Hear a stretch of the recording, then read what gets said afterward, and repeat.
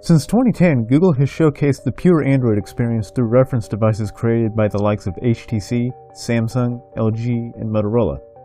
In late 2015, Google turned to emerging Chinese manufacturer Huawei for the more premium of Google's Nexus devices launched that year. How's it going, everybody? This is Matt D, and this is an unboxing of the Nexus 6P by Huawei.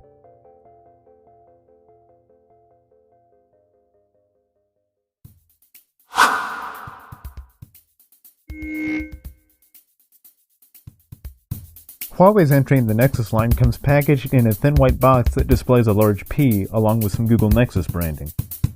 Upon opening the box, we're greeted with a card showing where buttons are located on the device, as well as instructions on how to charge the phone.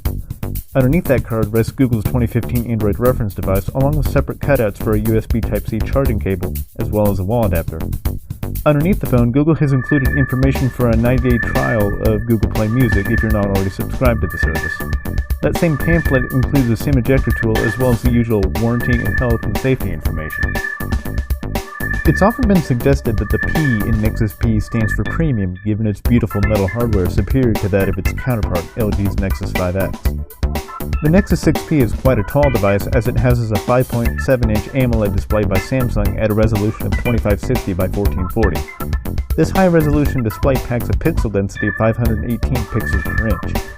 On either side of the display, Huawei has built-in front-facing stereo speakers, which really enhance the media consumption experience, whether you're watching online video or just streaming your favorite music.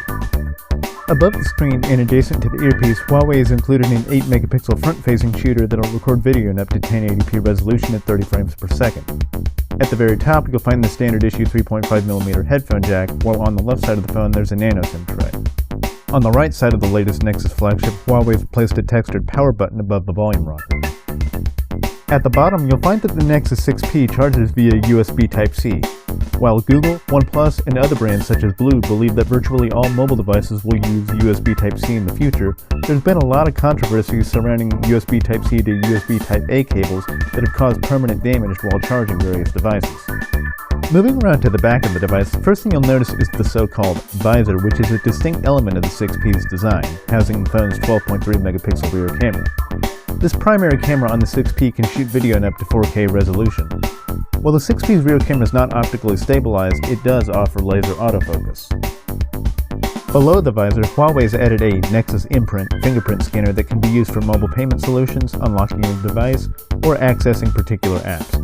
I haven't set up any fingerprints on my phone just yet, but I plan on comparing the 6P's fingerprint scanner with those of other devices that I own over the course of the review period.